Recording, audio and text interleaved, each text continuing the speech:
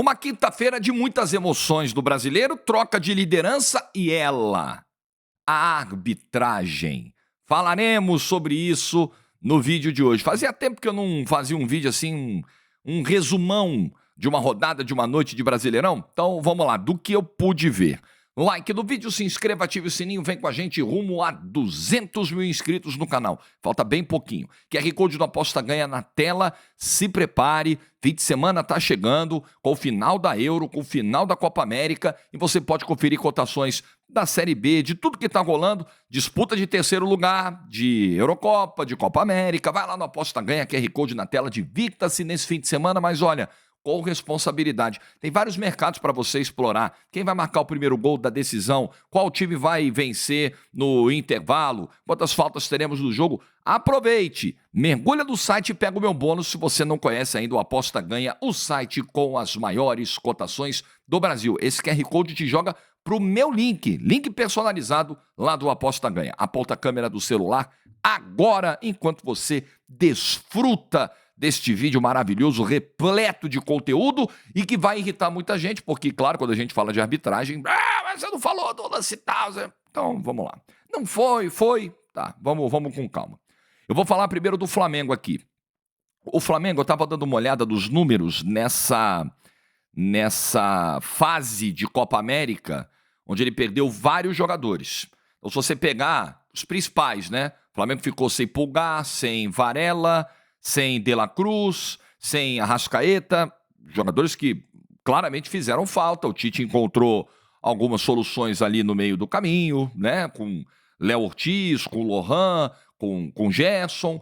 O Alan estava machucado. E aí foi uma formação que deu muita intensidade ao meio-campo do Flamengo e criatividade, com o Gerson ali carregando o piano e muita força de marcação também, mas teve oscilação do Lohan, teve um momento em que ele foi cobrado pela torcida e tal, e aí agora os caras foram voltando. O Alan saiu do DM, vinha até jogando bem, o Pulgar voltou aí da Copa América, foi a dupla titular nos últimos 2 jogos, contra Cuiabá e contra Fortaleza, e o nível do meio-campo do Flamengo acabou ficando abaixo do que vinha rendendo sem eles na Copa América. Eu acho que é uma das chaves aí para a explicação desses 2 tropeços recentes do Flamengo no Maracanã. E uma outra questão ontem, acho que o time sentiu a pegada dos jogos. Quarta, domingo, intervalo muito curto. O Flamengo me pareceu um time que cansou no segundo tempo.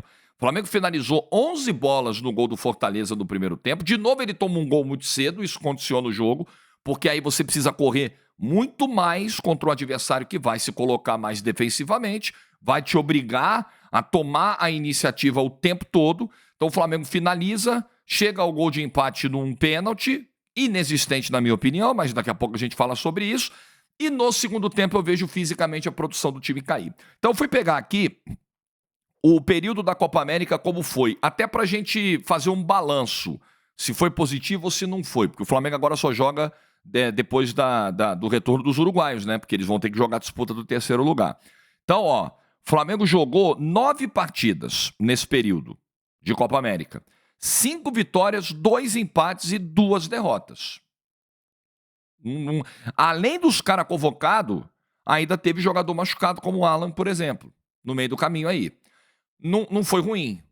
E o Flamengo foi para a liderança do campeonato, acabou saindo da liderança justamente do último jogo desse período, mas está ali, brigando na cola. O Tite achou soluções que funcionaram por um momento e agora os caras vão voltar. O Flamengo poderia ter sofrido muito mais. Quando a gente fazia as projeções no início do campeonato sobre o impacto que a Copa América provocaria do Flamengo, muita gente dizia, e eu suspeitava disso, caramba, talvez esse período de Copa América tire o Flamengo da briga pelo título. Pelo contrário, ele consolidou. A derrota de ontem, ela pesa muito, né? E fazer uma avaliação positiva como essa depois de uma derrota em casa é difícil, mas a gente tem que olhar o todo. Eu acho que esse período, pelo contrário, ele consolidou o Flamengo numa briga por título do Campeonato Brasileiro. A pontuação foi bem melhor do que os cenários mais catastróficos podiam prever naquele momento. Acho que ontem faltou um pouquinho mais de rapidez, talvez, não sei se ousadia é o termo, mas o Tite socorrer o time, bato muito nisso, o Tite socorrer o time no segundo tempo. Ontem, Tudo bem, o Lohan.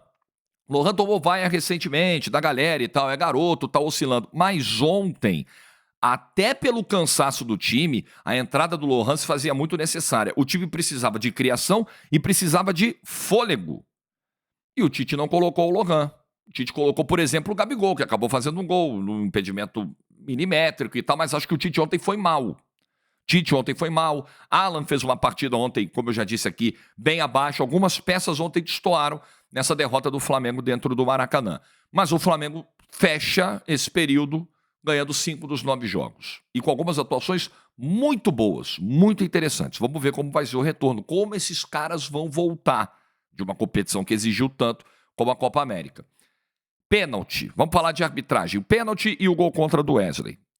Minha visão dos dois lances, tá? É a minha visão.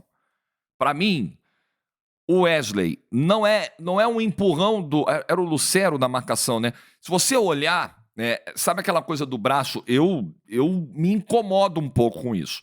Mas aquela coisa do braço ali que tá medindo distância, que serve ali como uma referência e tal. O Lucero tá com esse braço ali no Wesley, né, usando de referência, e o Pulgar tá logo atrás do Lucero fazendo a mesma coisa, parece um trenzinho.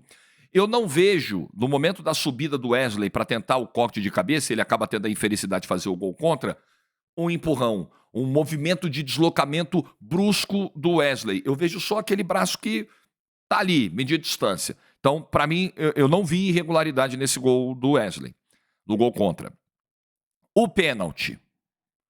Não consigo, com todo respeito às visões contrárias, eu não consigo detectar esse toque do Pedro Augusto no Pedro no momento em que ele vai finalizar. Me parece que o Pedro acaba errando o chute, cai e a arbitragem é induzida a marcar o pênalti. Se há esse toque, eu fiz questão de ver e rever o lance, eu acho que eu já vi esse lance umas 15 vezes. Eu vi no celular, eu vi no MacBook aqui, eu vi na TV, na tela grande, eu vi em um canal, eu vi em outro, eu vi um monte de lugar. E eu fico ali procurando, olhando, caramba, cadê o contato, cadê o toque? Eu não tenho clareza sobre esse toque. A minha impressão é de que não há o pênalti do Pedro, de que é um erro da arbitragem no Maracanã. É apenas a minha visão dos dois lances. E, caramba, é a arbitragem brasileira. A arbitragem brasileira que tá aí, deixa todo mundo insatisfeito, deixa todo mundo em dúvida. Nada diferente do padrão. A arbitragem brasileira é isso aí. Para mim, não houve o pênalti. Falar aqui do Palmeiras. Daqui a pouco eu falo do líder Botafogo e vou falar do Zubeldia revoltado com os lances de Belo Horizonte, com a derrota do São Paulo pro Atlético e a arbitragem do Marcelo de Lima Henrique e de toda a equipe dele lá. Palmeiras. Palmeiras faz um gol com 5 minutos. Flaco Lopes vem muito bem na temporada, o Flaco Lopes, e fez uma bela partida hoje. Fazendo o gol do início, participando, dando pivô, né? Muito bem o Flaco Lopes na temporada. É uma recuperação grande da temporada do Flaco Lopes. Só que aí, golaço do Shailon, logo depois, e isso muda aquela percepção de, opa, hoje a noite é nossa, vice-lanterna do campeonato, gol aos 5 minutos, vamos atropelar. Aí o que faz o Atlético Goianiense? Tranca tudo, linha de 5 na defesa, travando o time do Abel. Se você pegar depois do gol do Shailon, depois do 1-1, a chance mais perigosa é do Dragão, quando o Marcão manda uma bola na trave. Então o jogo fica muito travado e o Palmeiras não consegue fazer as suas jogadas, né, saírem. Então o primeiro tempo fica muito difícil depois do gol de empate do Atlético Goianiense. E aí é um teste de força mental do Palmeiras, que esse time já demonstrou ter em abundância. Esse time já foi submetido a testes assim e outras situações de jogo. Vem o intervalo, o Abel consegue dar uma arrumada na casa, e aí, cara, em menos de 10 minutos o Palmeiras resolve o jogo. Aparece a individualidade do Estevão de novo, aos 5 minutos, fazendo a jogada pro gol do Veiga, e depois o Rony faz a jogada, o Estevão chuta, o Ronaldo faz a defesa e ela bate no jogador do Atlético Goianiense e entra. Acabou o jogo. Acabou o jogo. Individualidade do Estevão e a cabeça fria para não entrar num desespero de rifar a bola, se irritar com a arbitragem, de tentar fazer o terceiro gol antes do segundo, de qualquer jeito.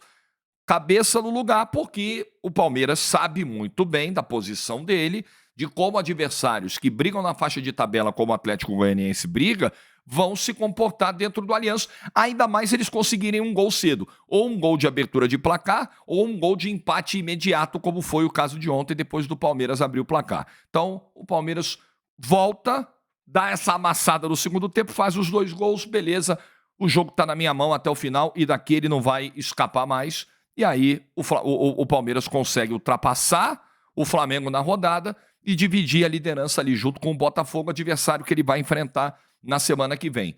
Uma tranquilidade para ir para o Rio de Janeiro semana que vem. Palmeiras vai de boa semana que vem. Vamos tranquilos e a pressão está toda do lado do Botafogo, pelo que aconteceu no ano passado. O Palmeiras está na dele, está fazendo o campeonato dele, está vendo o Estevão desabrochar, está vendo o Estevão ser desequilibrante, mais uma vez, dentro do campeonato, e vai muito firme para esse jogão semana que vem no Rio de Janeiro. Para mim, houve um pênalti do Aníbal Moreno em cima do jogador do Atlético Goianiense que a arbitragem não marcou. Para mim tem um contato joelho com joelho, as pernas, né? O jogador do Atlético Goianiense, acho que é o Baralhas, ele corta para fazer o drible, o Aníbal, a bola tá longe do ponto de contato dos 2 jogadores, tá? O Aníbal chega e acaba se chocando, e isso é falta. Esse é o típico lance que fora da área a arbitragem costuma marcar falta no Brasil. E para mim foi falta. Dentro da área seria pênalti cometido pelo Aníbal, que a arbitragem ontem não marcou lá dentro do Allianz Parque. E pensando na quarta, nesse jogo com o Botafogo, a galera da janela vai poder jogar. A partir da próxima rodada, quem trouxe jogador aí para a janela, Felipe Anderson vai poder jogar, o Giai vai poder jogar, Maurício vai estar à disposição, galera vai estar aí. Se o Abel quiser ter esses reforços no Rio de Janeiro, na semana que vem, ele poderá ter. Só um ponto aqui sobre Rony. Eu queria falar sobre isso também. O Abel ontem falou sobre o Dudu. Queria só pegar essa fala aqui, porque o Abel percebe que as redes sociais hoje elas são muito pesadas com o Rony. O Abel monitora muito bem o comportamento do torcedor na arquibancada e na rede social. O Abel me parece um cara muito atento a esse tipo de coisa. E ontem até o Dudu, cara, foi participativo no jogo, né?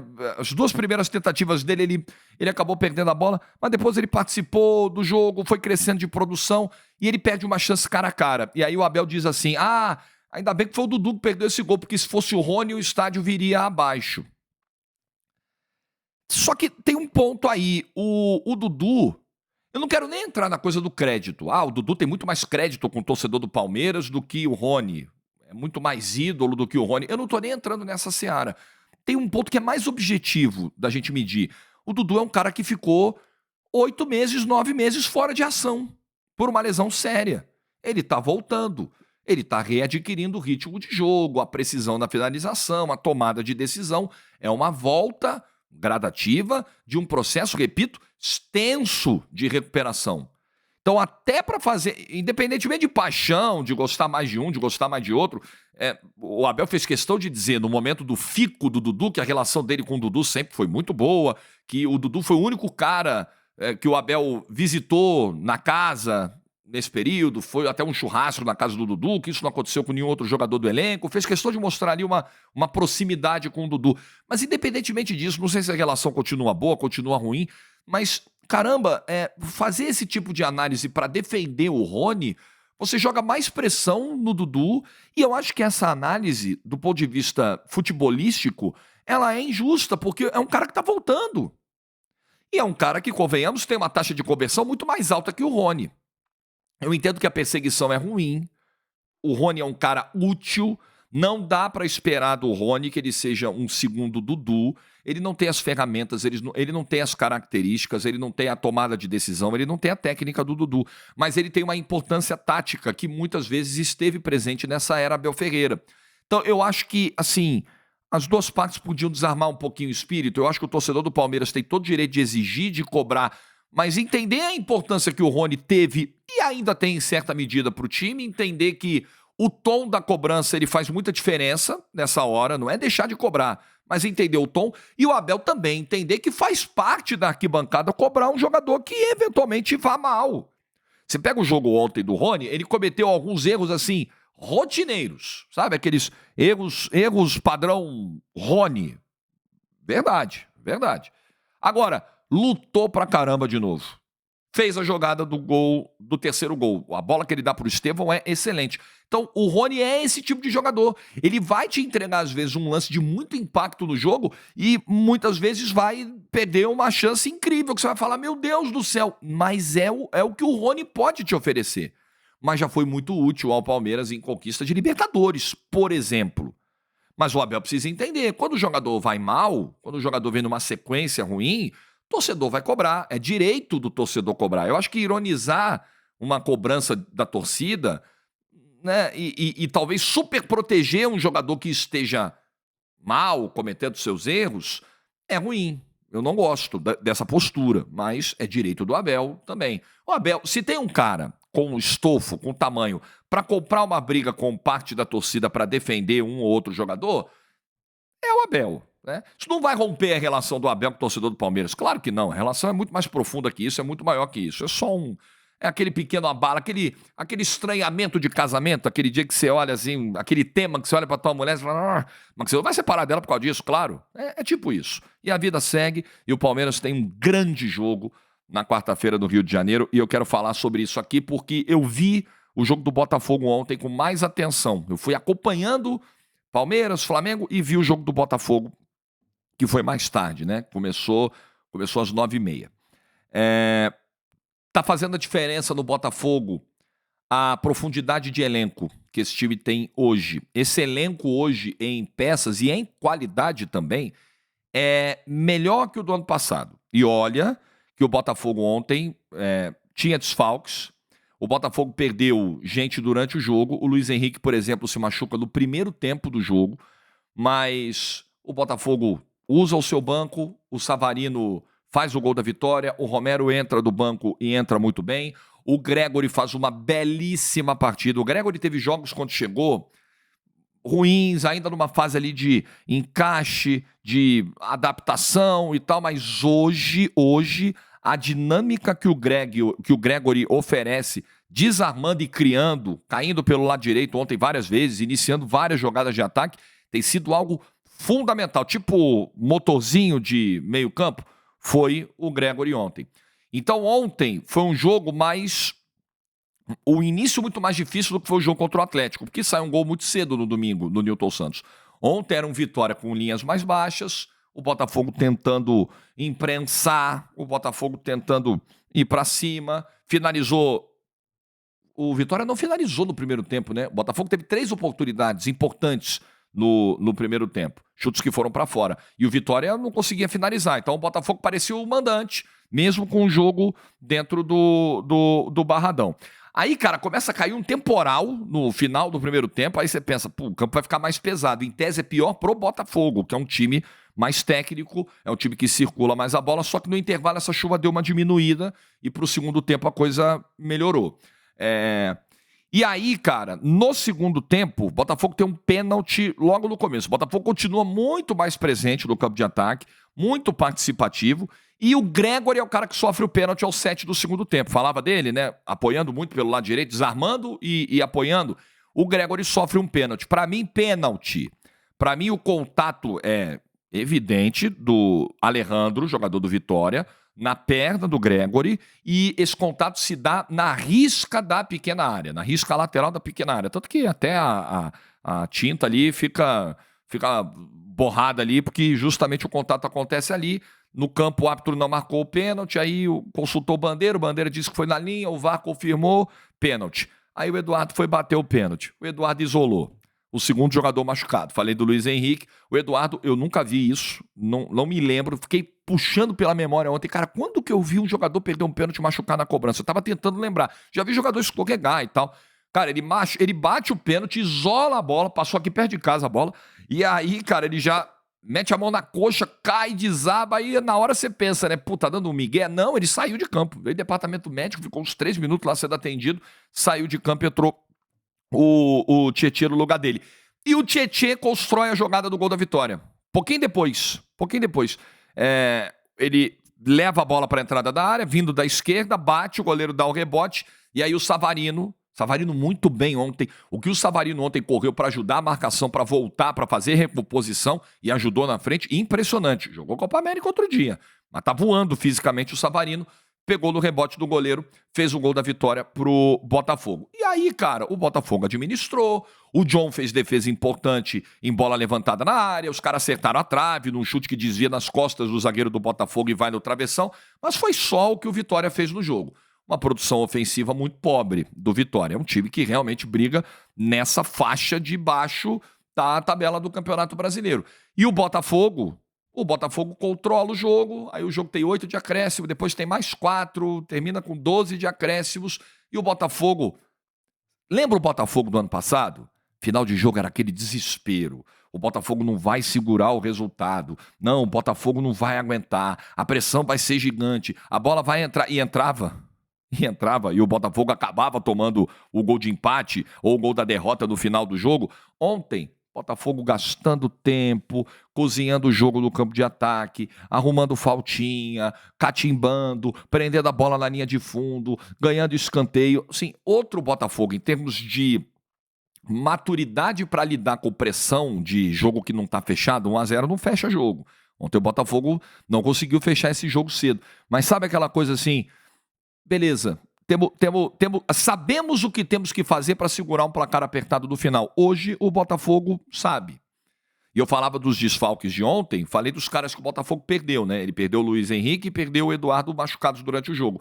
Ele não tinha o Bastos, que é o pilar dessa zaga, e ontem o Alexander Barbosa fez uma boa partida. O Lucas Alter ainda me parece um jogador menos confiável, ainda dá alguns sustos. O Barbosa foi bem no jogo de ontem, ele não tinha o Bastos, o seu melhor zagueiro, e não tinha o Tiquinho Soares, que é a referência no ataque.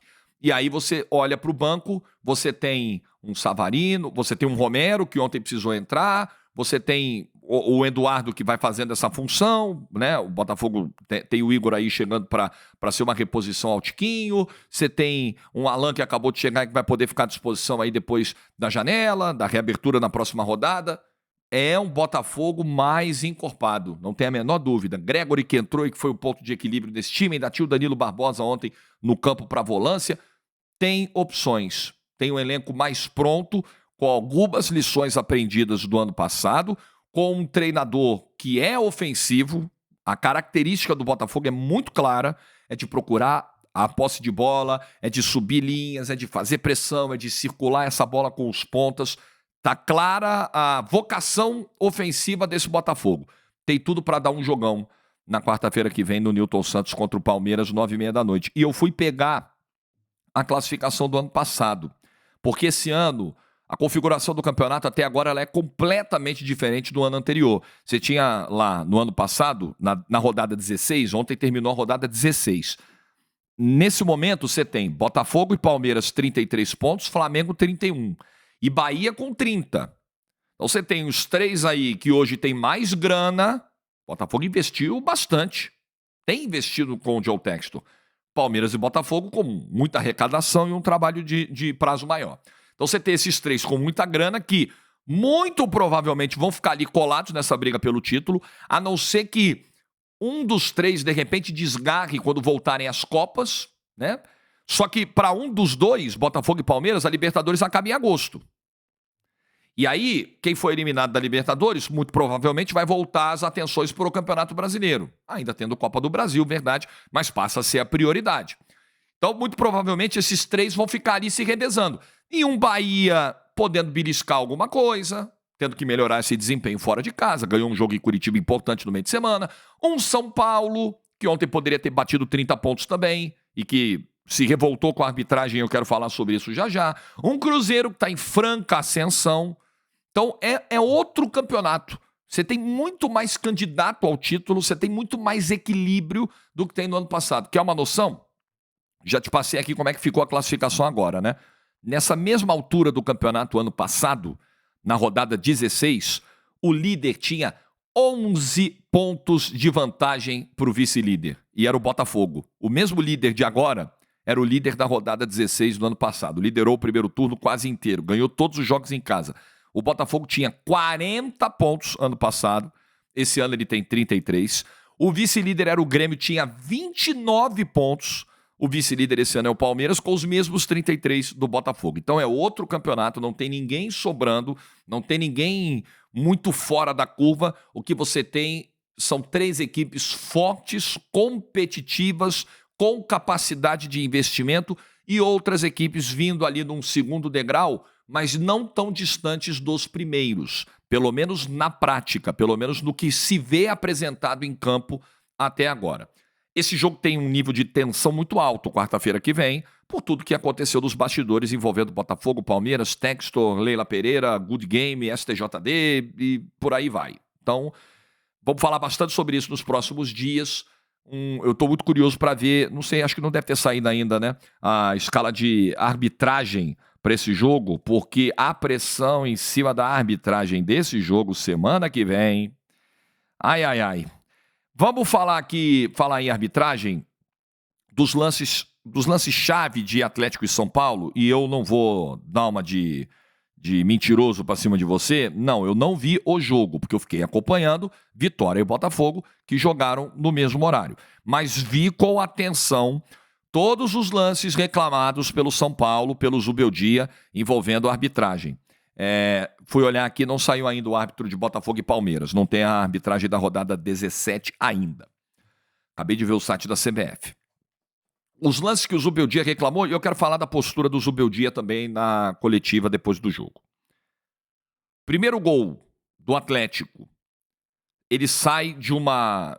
Deixa eu até identificar aqui os caras, para ser realmente preciso aqui com você, para que você, como eu não vou mostrar a imagem do jogo, para você ter noção aqui de como foram os lances, para fazer uma narração mais precisa de como foram os lances. Do primeiro gol, antes da falta cometida pelo Luiz Gustavo, que para mim não é falta, eu vejo o lance do Luiz Gustavo numa lógica parecida do lance do Lucero com Wesley no gol contra a favor do Fortaleza ontem no Maracanã. Tem um braço de referência, de medição de distância, não tem um movimento. O Luiz Gustavo não larga o braço no rosto do jogador do Atlético, né? O Luiz Gustavo não dá um tapa. Ele tá com esse braço que eu acho sempre perigoso, porque com a nossa arbitragem, tudo é possível. Eu não vi falta do Luiz Gustavo no Vargas. Eu vi aquele braço ali e tal. E antes disso, para piorar a situação, tem uma falta do Hulk no Luciano. Tem uma chegada do Hulk faltosa por trás, nítida, em cima do Luciano, ignorada pelo árbitro do jogo. Aí depois, no desenrolar, ele dá a falta do Luiz Gustavo no Vargas, aí até o Zubeldia fala disso na coletiva, faz até uma insinuação, oh, que maravilha, hein? Faz até uma insinuação que eu acho bem perigosa. Ah, ele sabia que o Hulk bate bem a falta e ele marcou a falta ali. Algo do tipo, né? Acho perigoso, perigoso. Ele era o Marcelo de Lima Henrique, o árbitro em campo. E aí sai o gol. Sai o gol, o Hulk bate e o Vargas faz o gol no rebote. Então, para mim, tem erro do início ao fim nesse lance. Falta do Hulk e do Luciano, não marcada, e depois uma falta, para mim, inexistente do Luiz Gustavo no Vargas. E tem um outro lance que é muito polêmico do gol do Paulinho. Então, vamos lá. O Scarpa chuta, o Alan Franco vai fazer ali o desvio, o corte de cabeça, a bola pega na cabeça do Alan Franco, bate no Paulinho e entra. A dúvida é, bateu no braço do Paulinho ou não? Esse braço está meio esticado e tal. Aí tem um ponto que é mais delicado, porque as imagens, o lance é muito rápido, tem uma imagem que pega o lance de frente e tem uma imagem da linha de fundo. Essa imagem da linha de fundo não dá para ver nada, porque quando o cinegrafista tenta acompanhar a velocidade da bola ali e tal, quando ele vai no Paulinho, ele já está no final do movimento, a bola já está batendo e já está entrando, é uma imagem que é descartada, não dá para ter certeza. Então você tem que pegar o outro ângulo que mostra de frente o lance. Também não dá a sensação clara, eu respeito, tá? Eu respeito quem, de repente, me disser, não, eu tenho 100% de certeza que essa bola bateu no braço do Paulinho. Eu não consigo ter. Acho que bateu. pegando até a própria rotação da bola como referência. Ela muda depois de bater no braço do Paulinho, na minha visão. Na minha visão. Só que tem um detalhe.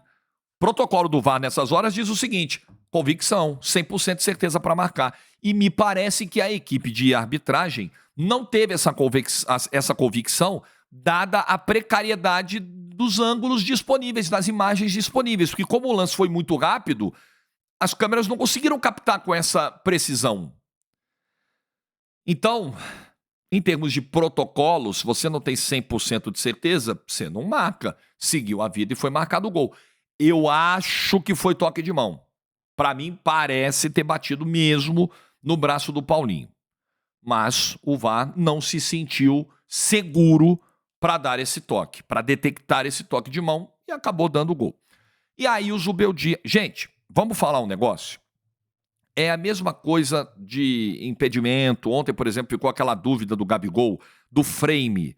Se escolheram o momento correto do toque na cabeça do jogador do Flamengo para acionar o Gabigol dentro da área, e aí ele estava com o joelho à frente. Não, mas esse frame, qual é o momento? É quando a bola toca na cabeça do jogador? É quando ela já sai da cabeça do jogador que dá o passe, que dá a assistência? E a discussão reside muito nisso aí, mas tem um ponto anterior a essa discussão e que eu acho que cabe também para lances como o de ontem do Paulinho e etc., mas principalmente para essa coisa do semiautomático, né? A nossa tecnologia disponível é essa. Para impedimento, não temos o semiautomático. O semiautomático, ele dispara lá uma porrada de frame, ele tem uma capacidade de ir no frame a frame muito maior do que a tecnologia que a gente tem aqui, que é um negócio mais básico. Mesma coisa para lances em termos de agilidade e resolução, como o de ontem do Paulinho. O que a gente tem é isso aí, é a transmissão da TV brasileira. As câmeras usadas pelas TVs que transmitem o jogo são usadas para o VAR. O que nós temos de tecnologia é isso. A nossa transmissão não é padrão Europa. A nossa tecnologia não é padrão Europa. Então, muitas vezes, a gente vai esbarrar em limitações técnicas para tomadas de decisão. Ontem me parece que é uma limitação técnica que impede a elucidação do caso Paulinho. Eu olho aqui e falo, caramba, essa bola acho que bateu no braço. Mas eu tô sempre no acho. Pô, pra mim bateu, eu acho que bateu, me parece que bateu. Mas eu não consigo cravar pela dinâmica das imagens que a gente tem. Então, galera, é o que temos. Cobremos investimentos da CBF. Principalmente a questão do impedimento, que é algo muito mais objetivo, muito mais claro, né? Frame a frame, linha. Cobremos da CBF. Porque isso não é gasto, isso não é custo, isso é investimento no jogo, na qualidade do jogo, na aplicação da regra, na lisura, na segurança do resultado, na justiça. Isso é investimento. Enquanto a CBF não tratar isso como investimento, nós vamos ficar nessa. E o Zubeldia, para fechar o vídeo, o Zubeldia se revoltou na coletiva. Eu compreendo. Porque era um jogo em que o São Paulo poderia ter ficado a 3 pontos do líder. Né? Era um jogo muito importante para consolidar uma ascensão no campeonato. O primeiro gol do Galo me parece um erro claro, e no segundo gol, para quem tem a certeza de que essa bola pegou no braço, também, né, configuraria um erro claro. Eu entendo um tom mais enérgico na coletiva, o Zubeldia levantar e mostrar como foi o lance, né, e fazer ali uma demonstração de como foram as jogadas. Não vi problema nenhum. Meu ponto é só o embate do Zubeldia com o repórter, porque talvez ele não entenda como funciona a dinâmica. O repórter da TV Globo que estava transmitindo o jogo, e aí o repórter pergunta, e aí, você achou que o São Paulo foi prejudicado? O que você achou dos lances? E aí ele começa a ir para o embate, tipo assim, ué, você não viu? Você não viu os lances? E aí o repórter falou, cara, não, eu estava dentro do campo, eu não vi os lances na TV ainda. Pô, mas como você não viu? No Twitter tá. É só pegar o seu celular que você vai ver. Tem duas coisas aí. Primeiro, o repórter ele tá ali para perguntar, ele não tá ali para dar opinião. O repórter está ali para levantar a bola para o treinador debater sobre o tema, para o treinador falar a opinião dele sobre o tema. E foi o que o repórter fez. Você achou? Pô, ele deu oportunidade para o Zubeldia. Fala aí, meu velho. Fala, mas hoje tá osso, hein? Fala aí, meu velho, sobre os lances. Vambora, a bola é sua. Foi isso que fez o repórter. É o papel dele. Inclusive, Durante o jogo, os repórteres de TV são orientados, se perguntados por treinadores, jogadores do banco, escuta, o que falaram na transmissão? Foi pênalti ou não foi? Estava impedido ou não estava? Eles são orientados a não dar esse tipo de informação para não serem acusados depois de terem influência no comportamento de algum agente do jogo ou até mesmo no comportamento da arbitragem. Isso é manual, tá? Isso é regra para repórteres no Brasil e tal, e acho que mundo afora deve ser assim também. E segunda coisa, eu não sei em que local do campo estava o repórter. Se ele estava. Geralmente os repórteres de TV ficam no centro do campo, entre os dois bancos, atrás do quarto árbitro. Geralmente é assim. Não sei como a TV Globo faz, como é na Arena MRV. É muito, assim, eu cravaria, tá? Se eu pudesse apostar uma grana, eu colocaria. Que o repórter no campo não teve a visão do lance. Ele não poderia, do campo, da posição onde estava, afirmar se a bola pegou no braço ou não. Então não era papel dele e muito provavelmente ele não viu mesmo. E aí, mas você não viu no Twitter? Meu velho, eu tava ali gravando passagem, eu tava gravando material, porque o Zubeldia também não é obrigado a saber, mas os repórteres, eles assim que terminam os jogos, eles têm outras atribuições. Nesse caminho entre o jogo e a coletiva, o cara tá gravando uma passagem pro jornal do dia seguinte, pro programa do dia seguinte, o cara, sabe? E ele não necessariamente parou para ficar na rede social vendo a imagem que tá viralizando, porque ele tá ali trabalhando e com várias outras funções para exercer. Então, acho que faltou ao Zubeldia esse entendimento. Por que eu tô fazendo essa explicação do trabalho do repórter? Eu não sou repórter, mas já fui e sei como os repórteres numa transmissão se comportam. Porque eu só não acho legal criar daqui a pouco um clima de jogar a imprensa contra a torcida. Porque, assim, o erro foi da arbitragem. Foi do jornalista ontem. Sugerir, talvez, que o jornalista tenha tido má vontade para falar dos lances. Pô, não era o papel dele e muito provavelmente ele não viu mesmo. É só esse ponto que eu queria destacar sobre a postura do Zubeldia. Agora, reclamar dos lances, cara, todo treinador reclama. Eu não vou chegar aqui e cagar uma regra e dizer, o Zubeldia, hein? Pô, não vou fazer essa pataquada que muita gente da imprensa brasileira faz. Chegou de fora e quer aqui cagar a regra. Para, porque o treinador brasileiro reclama tanto ou mais. Reclama muito, muito. E o Zubeldia tinha razão na reclamação. Pelo menos no primeiro gol tá clara a razão pra mim. Muito clara. Ele tinha razão em reclamar. Só que acho que ele não escolheu a pessoa certa ontem para mirar. Mirou no repórter. Eu acho que ele queria uma pergunta. Zubeldia, que absurdo, né? O São Paulo foi roubado hoje aqui em Belo Horizonte. Desculpa, Zubeldia, o repórter não pode fazer isso. Não pode. Se for, de repente, um influenciador torcedor, tudo bem. Cada um com a sua proposta de comunicação, de público que quer atingir. Mas não era o caso do repórter da TV Globo que estava lá. Não sei nem o nome, acho que é Léo. Não sei nem o nome do rapaz, não conheço o rapaz. Mas sei como funciona essa dinâmica de transmissão do trabalho de um repórter. Só isso, tá? Eu queria pontuar aqui, mas acho que o São Paulo ontem tinha razões para irritação pelos lances que eu vi. Eu não vi como foi a dinâmica, o desenrolar do jogo, mas nesses lances me pareceu o toque do Paulinho, sim, e porra, a falta que ele não marcou e a que ele marcou na dinâmica do lance do primeiro gol do Atlético Mineiro, eu não concordo com nenhuma das duas. Nem com a que não marcou, nem com a que marcou. Bom, tá feito o vídeo, grande, como vocês gostam, vídeo pós-rodada, tinha muita gente que mandava comentário, pô, Jorge, nunca mais, hein? Tá bom, rolou, vamos ver se a galera vai gostar. Porque também é o seguinte, eu sou refém dos resultados, o que dá resultado, a gente vai fazendo, a gente vai medindo um pouquinho o comportamento da audiência do canal para oferecer o que as pessoas querem ver, é isso. Então, vamos lá, o vídeo tá entregue. Boa sexta-feira para todo mundo, like no vídeo se você ficou até o final, juízo e tchau.